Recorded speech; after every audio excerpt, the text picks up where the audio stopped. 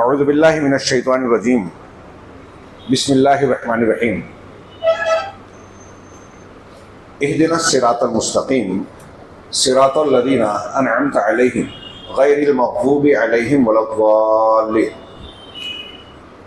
شیخ ابو الوفا صاحب، دیگر علماء کرام، میرے بزرگوں اور بھائیوں، حقیقت یہ ہے کہ تبریز بھائی کے ساتھ ہم لوگوں کو اس طرف سے گزرنا تھا۔ نماز کے لیے میں حاضر ہوا۔ میرے حاشیہ خیال اور وہم و گمان میں نہیں تھا کہ نماز کے بعد آپ حضرات سے کچھ باتیں کہنا پڑے گی۔ ہمارے بردر جب لا رہے تھے کہہ رہے تھے کہ اب آئے ہیں تو نماز، تو میں نے کہا ہر نماز کے لیے اس کا مطلب اب جب کہیں مسجد میں جانے لگے تو ایک درس کی تیاری کر کے جائیں۔ تو کہا کہ بہتر ہے، لیکن جب اسٹیج پہ آدمی آتا ہے تو اس کے سامنے کئی سوال ہوتے ہیں، موقع محل، سامعین کی ضرورت کیا ہے، اور پھر وہ ہمیں اپنا قیمتی وقت دے رہے ہیں تو کچھ ایسی باتیں ہونی چاہیے جس میں ان کو فائدہ ہو اور حقیقت میں وقت کا ضیاع نہ ہو۔ چنانچہ میں اوپر سے نیچے سے اوپر آنے تک 4-5 موضوعات پر سوچتا رہا، یہ بول لوں۔ یہاں بیٹھنے کے بعد میرے دماغ میں آیا کہ گزشتہ پہلے روزے سے فجر کی نمازوں میں 4-5 دروس دینے کا موقع ملا، تو میں نے ایک سلسلہ دعاؤں سے متعلق بیان کیا، اور اس میں بطور خاص ایک بنیاد یہ ہے کہ رمضان اور دعا کا تعلق ہے۔ قرآن میں اللہ نے جہاں رمضان المبارک کی احکام و مسائل کا ذکر کیا ہے، یا ایھا الذین آمنوا کتب علیکم الصیام والی آیت سے لے کے آگے تک، اس کے درمیان میں دعا کا ذکر کیا ہے، وَإِذَا سَأَلَكَ عِبَادِي عَنِّي فَإِنِّي قَرِيبٌ أُجِيبُ دَعْوَةَ الدَّاعِي إِذَا دَعَانِ۔ جب بندہ میرے بارے میں آپ سے پوچھے تو بتاؤ کہ میں قریب ہوں، علم سے اس کا احاطہ رکھتا ہوں، اس کی باتوں کو سنتا ہوں۔ اللہ ذات کے ساتھ عرش پر ہے۔ قریب کا وہ مطلب نہیں ہے جو صوفیہ بیان کرتے ہیں کہ اللہ اپنی ذات سے ہر جگہ ہے، یہ شرک ہے، کفر ہے۔ تو اللہ قریب ہے، اور جب کوئی مجھے پکارنے والا پکارتا ہے تو میں اسے جواب دیتا ہوں۔ دعا عبادت میں عظیم الشان عبادت ہے، اللہ کو بہت پسند ہے۔ ایک آدمی یا بندہ جب اللہ سے مانگتا ہے تو اس کا مانگنا اس بات کی دلیل ہے کہ وہ اپنے آپ کو محتاج مانتا ہے، ضرورت مند جانتا ہے، قبول کر رہا ہے، یہ مان رہا ہے کہ میں یہ ضرورت خود سے پوری نہیں کر سکتا، میں عاجز ہوں، میں طاقت نہیں رکھتا، اور جس سے مانگ رہا ہوں اس کو مان رہا ہوں کہ وہ میری ضرورت کو پوری کر سکتا ہے، میری بات کو سنتا ہے۔ اور یہ بندگی اسی لیے ہے کہ اللہ کو یہ بندے کی عاجزی پسند ہے۔ وما خلقت الجن والانس الا لیعبدون، کہ بندگی کے لیے اللہ نے پیدا کیا۔ عبدیت کا معنی ہوتا ہے ذلت، خشوع، عاجزی، اور جب بندہ اللہ کے سامنے گڑ گڑاتا ہے، دعا مانگتا ہے، تو وہ عاجزی اختیار کرتا ہے جو اللہ کو بہت پسند ہے۔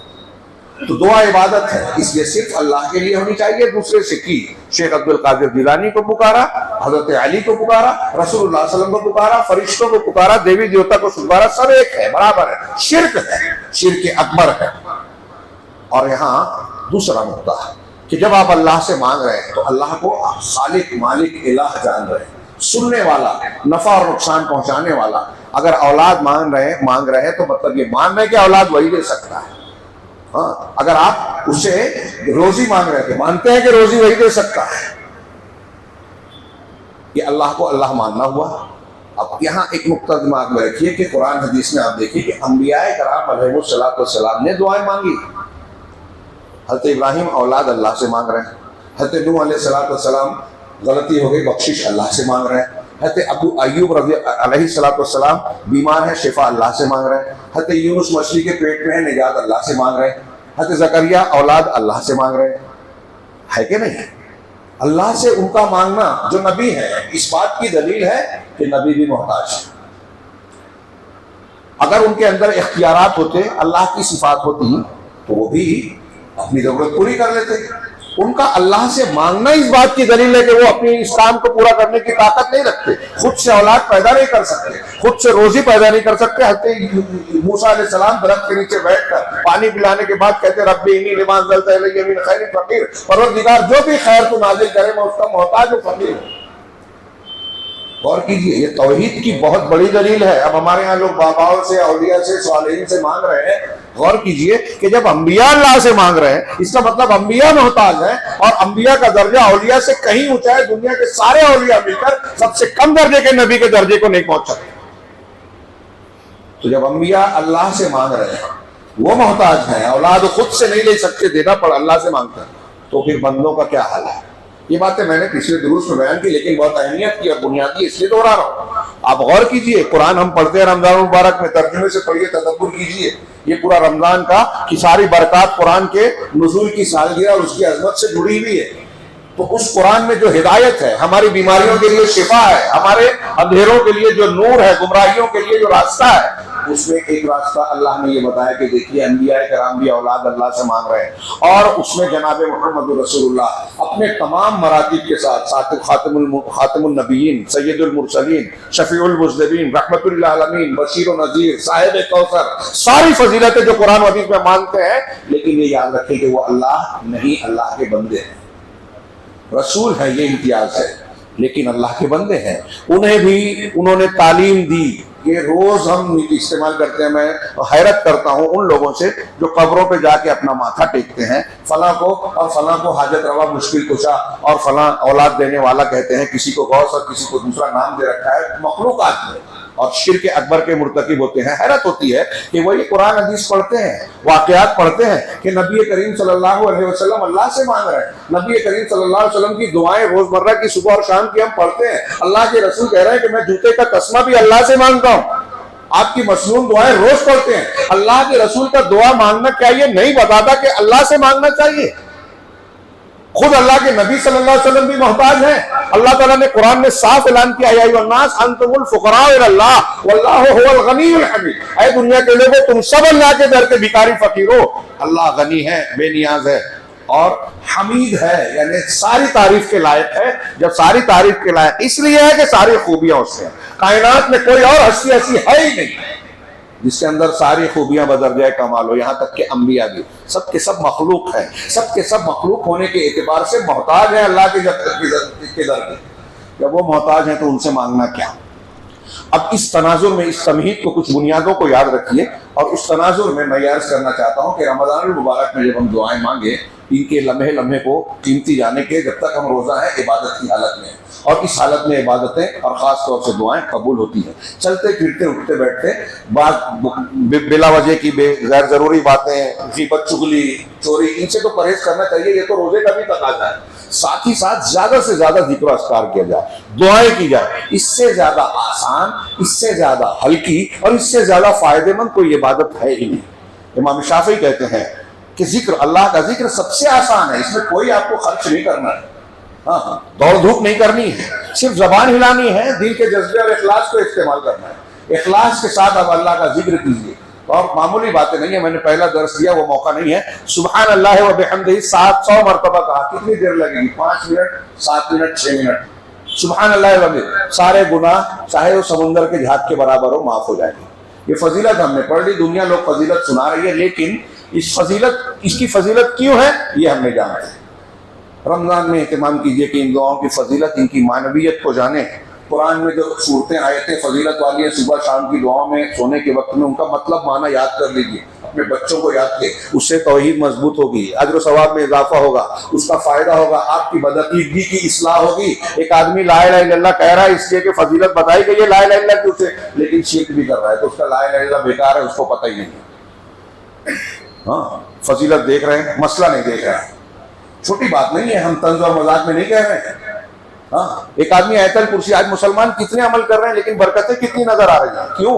اس لیے کہ وہ عمل اس روح کے ساتھ کیے ہی نہیں جا رہے کہ اللہ کے یہاں قبول۔ ایک طرف لا الہ الا اللہ فضائل کے طور پہ لوگ لاکھ لاکھ مرتبہ پڑھ رہے ہیں، اور دوسری طرف شرک اکبر، چھوٹے شرک، بڑے شرک، سب کے سب کی دھوم مچی ہوئی ہے۔ رمضان میں گناہوں سے بچنے کی تعلیم دی گئی ہے کہ لعلکم تتقون، روزہ ڈھال ہے، آج جمعہ کے خطبے میں نے بیان کیا۔ تو چھوٹی موٹی باتوں پر تو ہم کسی حد تک کر لیتے ہیں، شرک سے نہیں بچ رہے ہیں۔ ہمارا روزہ ڈھال بن کے ہم کو شرک سے نہیں بچا رہا ہے، ہمارا روزہ ڈھال بن کے ہم کو بدعت سے نہیں بچا رہا ہے، ہمارا روزہ ڈھال بن کے ہم کو نئی نئی میڈ ان انڈیا دعاؤں اور اعمال سے ہم کو نہیں روک رہا ہے۔ ہم گناہ کے کام کر رہے ہیں، دین کے نام پر دین کی مخالفت کر رہے ہیں اور سمجھ رہے ہیں دین کا عمل کر رہے ہیں۔ تو ان دعاؤں کو حقیقی طور سے سمجھیں۔ سبحان اللہ و بحمدہ کتنا معنی، اس کی ایسی فضیلت نہیں ہے، فرشتوں کی، کائنات کے حضرت نوح علیہ السلام نے اپنے بیٹے کو جو وصیت کی اس میں کہا کہ بیٹے دو چیزوں کا حکم دے رہا ہوں، ایک لا الہ الا اللہ اس کی فضیلت بتائی، اسے کہا سبحان اللہ و بحمدہ کو لازم پڑھو، دو جملے بتائے اس کی فضیلت میں حضرت نوح علیہ السلام نے، صحیح حدیث میں اللہ کے رسول صلی اللہ علیہ وسلم نے بیان کیا ہے، کیا کہا؟ اس لیے کہ یہ سبحان اللہ و بحمدہ کائنات کی ہر چیز کی تسبیح ہے، صلاۃ و کل شیء، ہر چیز کی تسبیح ہے یہ، اور وبہا یرزق الخلق اور یرزق الخلائق کما قال، کہ اسی کلمے کے ذریعے سے مخلوق کو روزی دی جاتی ہے، روزی چاہیے سبحان اللہ و بحمدہ کو۔ آج کا نوجوان بولتا ہے ارے مولوی صاحب تو کچھ بھی بولتے ہیں، دنیا چاند پہ جا رہی ہے اور یہ ہمارے مسائل کو حل کرنے کے لیے بولتے ہیں لا الہ الا اللہ کہو، سبحان اللہ کہو، توحید کر۔ تو میں اس سے پوچھوں گا کہ جب آپ اللہ سے مانگتے ہو اللہ روزی دے تو آپ کو یقین ہے کہ نہیں کہ اللہ روزی دے گا؟ کوئی لاجک ہے کیا؟ نوح علیہ السلام، یونس علیہ السلام مچھلی کے پیٹ میں تھے، کس سے دعا مانگی؟ کون سا نیٹ ورک تھا ان کے پاس؟ لاجک کیا ہے؟ دعا روحانی سبب سب سے مضبوط سبب ہے، روحانی اسباب میں سے یہ سبب ہے۔ سارے کام اسباب کو بھی اللہ نے بنایا، وہ بغیر اسباب کے بھی کر سکتا ہے، خیر یہ بات ڈیٹیل میں ہوگی۔ میں اصل یہ جو کچھ باتیں تھیں بہت اہمیت کی حامل ہے، جتنی باتیں میں نے کی ہیں سب تفصیل کی متقاضی ہے، شارٹ میں نے کہی۔ آگے میں صرف ایک دعا کا ذکر آج کر رہا ہوں، جیسا کہ فجر کے دروس میں کر رہا ہوں۔ ہاں ایک دعا بہت مختصر سی لیکن انتہائی جان ہے، صحیح مسلم میں حضرت عبداللہ بن مسعود، میں اس تناظر میں کہہ رہا ہوں کہ نبی کریم صلی اللہ علیہ وسلم کی یہ دعا ہے۔ اللہ کے نبی کی دعاؤں کا ایک سبق وہ ہے جو میں نے بتایا کہ توحید ہے۔ ہم پڑھ رہے ہیں کہ اللہ کے رسول اللہ سے مانگ رہے تو ہمیں اللہ سے مانگنا چاہیے، پیر صاحب سے، مرے ہوئے لوگوں سے، یا قبر میں موجود لوگوں سے، شہداء سے، صالحین سے، ان سے نہیں، اللہ سے، جس سے وہ مانگتے تھے ہم کو بھی مانگنا ہے۔ ایک سبق یہ بنیاد ہے، یہ توحید ہے، بنیاد ہے۔ دعا کے آداب ہیں، دعا کی قبولیت کی شرائط ہے۔ اگر آپ رشتہ کاٹتے ہیں تو آپ کی دعا قبول نہیں ہوگی۔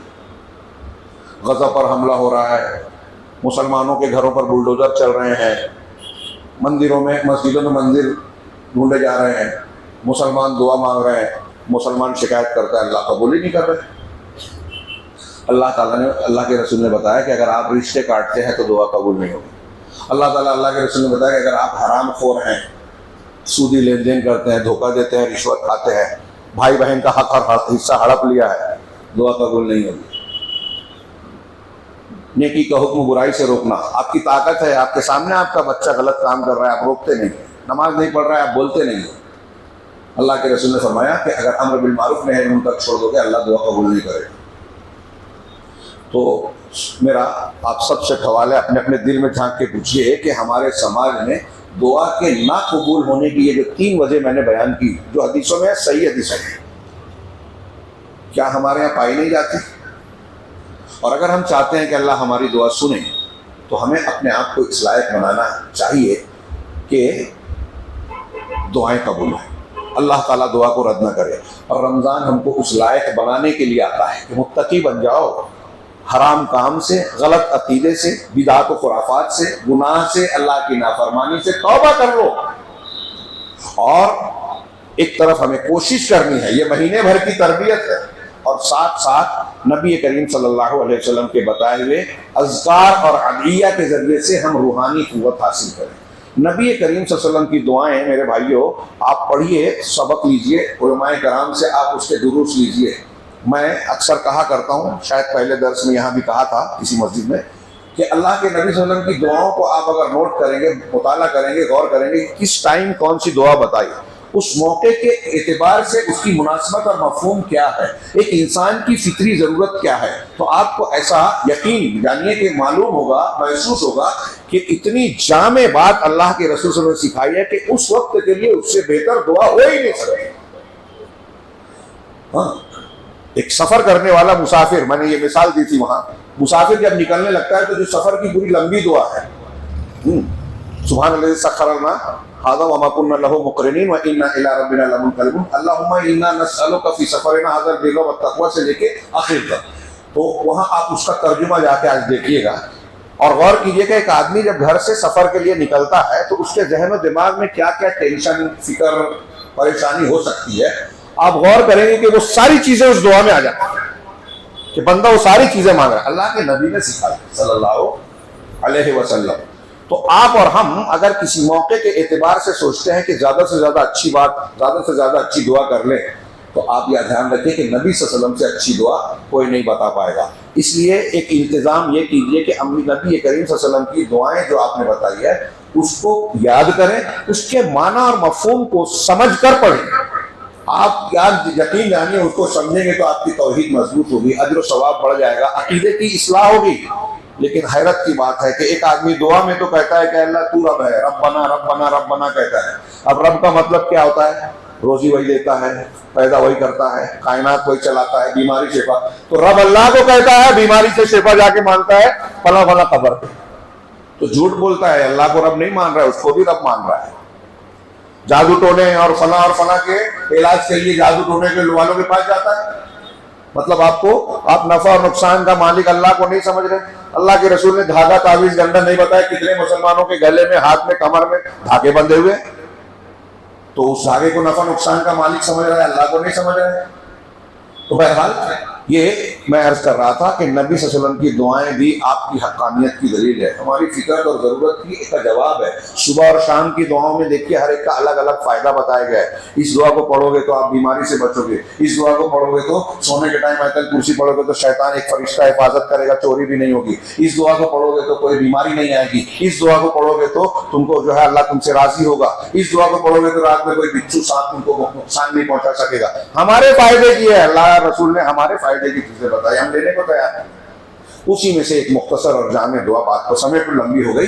اللہ کے رسول حضرت عبداللہ بن مسعود کہتے ہیں کہ کان من دعائے، کان رسول اللہ صلی اللہ علیہ وسلم یدعو، یا کان من دعائے رسول اللہ، اس طرح کے الفاظ ہیں۔ اللہ کے رسول صلی اللہ علیہ وسلم کی دعاؤں میں سے ایک دعا یہ ہے، آپ کہتے تھے اللہم انی اسألک الہدی والتقی والعفاف والغنی، چار چیزیں۔ اللہم انی اسألک الہدی، اے اللہ میں تجھ سے الہدی مانگتا ہوں۔ ہدی کیا ہے؟ ہدایت۔ اہدنا الصراط المستقیم۔ ہر نماز کی ہر رکعت میں ہر آدمی کو پڑھنا ہے، امام کے پیچھے ہو کے، ساتھ میں ہو کے، اکیلا ہو کے، جماعت میں۔ صحیح بات یہ ہے کہ ہر ایک کو پڑھنا ہے، ورنہ نماز ہوگی نہیں۔ اختلاف چھوڑیے، حدیث یہ ہے جو بتا رہا ہوں۔ تو اللہ کے سے دعا مانگتے ہیں، اور اہدنا الصراط المستقیم یہ اللہ نے حکم دیا ہے، پڑھنا ہے ہر نماز کی ہر رکعت میں۔ جب اللہ نے ہر نماز کی ہر رکعت میں ہر مسلمان کو کہا ہے یہ پڑھنا، تو اس سے آپ خود اندازہ لگا سکتے ہیں کہ یہ کتنی اہم دعا ہے۔ علامہ ابن تیمیہ کہتے ہیں کہ یہ دعا سب سے اہم، ایک مسلمان کے لیے سب سے اہم، سب سے ضروری، سب سے مفید دعا ہے۔ اس سے بڑھ کر کوئی نہیں ہے۔ ہمارا گھر، ہماری بستی تباہ ہو جائے یہ نقصان ہے، لیکن ہمارا ایمان تباہ ہو جائے، اس نقصان کے آگے پورا شہر تباہ ہو جائے کچھ نہیں۔ آج مسلمان مرتد ہو رہے ہیں، یہ زیادہ بڑا نقصان ہے۔ غزہ پر حملہ ہوا، تباہ ہو گیا، قبرستان بن گیا، بہت افسوس کی بات ہے، لیکن وہ نقصان اس سے بہت بہت بہت چھوٹا ہے کہ ایک مسلمان کافر ہو جائے۔ ہدایت سے زیادہ قیمتی دولت دنیا میں کوئی ہے ہی نہیں۔ ہم واقعات پڑھتے ہیں، انبیاء، صحابہ، تابعین، ان کو مجبور کیا گیا، زمین پہ گھسیٹا گیا، گردن مار دی گئی، گھر سے الگ کر دیا گیا، انہوں نے سب قربان کیا، گھر چھوڑا، رشتہ داریوں کو چھوڑا، دولت جائیداد پراپرٹی چھوڑ دی، دنیا چھوڑ دی، نہیں چھوڑا تو عقیدہ نہیں چھوڑا، ایمان نہیں چھوڑا۔ مطلب سب سے قیمتی کی چیز ایمان ہے، سب کچھ قربان کیا جا سکتا ہے ایمان کے لیے، ایمان کو کسی چیز کے لیے قربان نہیں کیا جا سکتا۔ اسی کی دعا مانگے، اللہم انی اسألک الہدی، ہدایت دے پروردگار۔ اور ہدایت کیسے ملے گی؟ علم نافع سے۔ جب آپ یہ دعا مانگتے ہیں کہ ہدایت دے اللہ، میں تجھ سے ہدایت کا سوال کرتا ہوں، تو صحیح علم کا سوال کر رہا ہوں۔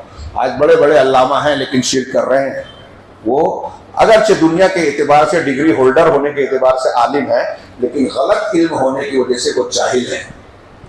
اگر ایک آدمی بہت بڑا عالم، روز ٹی وی چینل پہ اس کو 10 مرتبہ نام لیا جاتا ہے، اس کے سبسکرائب اور لائک کرنے والے کروڑوں میں ہیں، لیکن اگر وہ شرک کر رہا ہے تو شرک کرنا اس کی جہالت ہے، کتنا بڑا بھی عالم ہے۔ میری بات اچھی طرح دماغ میں رکھیے، میرے پاس زیادہ لمبی بات ٹائم نہیں ہے کہ میں اس کی وضاحت کروں۔ تو اصل چیز جو حق ہے، یہ سوال مانگ رہے ہیں ہم، نبی صلی اللہ علیہ وسلم سکھا رہے ہیں، مجھ کو ہدایت دے، صحیح علم دے، اس علم کو اختیار کرنے کی توفیق، والتقیٰ، اور تقویٰ دے دے۔ قرآن روزہ رکھنے کا مقصد لعلکم تتقون، روزہ ڈھال ہے، ہاں تم کو گناہ سے بچائے اور جہنم سے بچائے۔ तो मुत्तकी बन जाओ। मुत्तकी बनोगे तो कुरान में है कि जो मुत्तकी होगा अल्लाह उसको मुसीबत से निकालने का रास्ता बनाएगा, जो मुत्तकी होगा अल्लाह उसको फुरकान दे देगा, जो मुत्तकी होगा अल्लाह उसको ऐसे रास्ते से रोशी देगा जहां से वो सोच भी नहीं सकता। तो दुनिया में दुश्मनों से तहफ़्फ़ुज़ के लिए तक़वे की जरूरत है, आखिरत में अल्लाह के अजाब से बचने के लिए तक़वे की जरूरत है। और रोज़ा इसीलिए कि हम मुत्तकी बन जाए। और अल्लाह से दुआ सिखाई रसूलुल्लाह ने, अस्अलुकल हुदा वत्तुका, कि मुझे तक़वा दे। अब जब हिदायत के साथ तक़वा आया तो इसका मतलब होगा हिदायत में नेक अमाल का जानना और करना, और तक़वे में बुरे अमाल का जानना और उससे बचना, कि अल्लाह मुझे बुराइयों से बचा। हाँ, वल अफ़ाफ़ा, और अल्लाह मैं तुझसे पाक दामन ही मांगता हूँ, यानी मुझे पाक साफ रखे। किस चीज़ से पाकी, यहाँ ये जिक्र नहीं है, इसलिए आम है। तो हर गंदगी से, मतलब मेरे बदन में कोई गंदगी हो, इससे पाक रख। मेरे कपड़े में पाक रख। मेरे दिल में गंदगी हो, दिल को पाक रख। दिल में गंदगी होती है शिर्क की, कुफ्र की, बिदअत की और बहुत सारी, तो दिल की गंदगी को साफ कर। मेरी जबान में अगर गीबत, चुगली, झूठ ये सब है तो जबान की गंदगी है, जबान को पाक रख। और मेरी रोजी जो है वो अगर उसमें हराम है, गंदी चीज है जो अल्लाह नापसंद करता है, तो वो रोजी नापाक है। तो मैं तुझसे अफाफ मांगता हूँ, पाकी चाहता हूँ, मतलब रोजी भी साफ सुथरी पाकीज़ा हलाल हो, मेरे अखलाक व किरदार भी पाक सब साफ सुथरे हो, मेरा दिल भी कल्बे सलीम हो, महफूज हो। वल अफाफा वल गिना, और गिना मांगता हो। गिना का मतलब होता है हम तर्जुमा करते हैं मालदारी, तवंगरी, लेकिन गिना कहते हैं कि आदमी फकीर ना रहे, किसी के सामने हाथ फैलाने की नौबत ना आए। जो ऐसा होगा वो गनी है, चाहे लंबी चौड़ी प्रॉपर्टी, बैंक बैलेंस ना हो। तो मुझे गिना दे, तवंगरी दे। अब्दुर्रहमान बिन नासिर अस्सादी इस मुख्तसर सी दुआ के बारे में कहते हैं कि नबी सल्लल्लाहु अलैहि वसल्लम की दुआ में, इस दुआ में जो 4 चीज़ें मांगी गई है, अगर किसी बंदे को ये 4 चीज़ें मिल गई तो दुनिया की सआदत, बरकतें और आखिरत की कामयाबी और फलाह दोनों उसको मिल जाएगी। क्या चाहिए दुनिया में? रहना चाहिए। क्या चाहिए दुनिया में? पाकीज़गी चाहिए। क्या चाहिए आखिरत में? निजात चाहिए। और इसके लिए क्या जरूरी है? हिदायत, तक़वा, अफ़ाफ़ और गिना। अल्लाह रब्बुल आलमीन से दुआ है कि वो हमें जो है इन चारों चीज़ों से जो है बहरावार फरमाए, और दुनिया और आखिरत में हमें हर किस्म के अजाब से, हर किस्म की तकलीफ से, मुसीबत और फितने से महफूज रखे। मैं आखिर में हम सबसे कहूँगा कि एक मरतबा वही अल्फाज दोहराएं। वाहिद का सेगा है, अल्लाहुम्मा इन्नी अस्अलुकल हुदा वत्तुका वल अफ़ाफ़ा वल गिना। उम्मीद है ये दुआ पहले से बहुत सारे लोगों को याद होगी, और जिनको याद ना भी हो वो मैं समझता हूँ 5 से 10 मिनट में चंद मरतबा दोहराएंगे तो याद हो जाएगी। इसका इल्तिज़ाम करें। ये जनाब मोहम्मद रसूलुल्लाह सल्लल्लाहु अलैहि वसल्लम की बताई हुई दुआ है। दुनिया का कोई मौलवी, कोई पीर, कोई फला ख्वाब से, कश्फ से, अपने तजुर्बे से कोई दुआ बताए, उसमें वो खैर और बरकत नहीं होगी जो नबी सल्लल्लाहु अलैहि वसल्लम की दुआ में होगी। अल्लाह ताला हमें खैर की तौफीक दे। वाक़िअ दावाना अल्हम्दुलिल्लाहि रब्बिल आलमीन व सल्लल्लाहु अला नबिय्यिना मुहम्मद।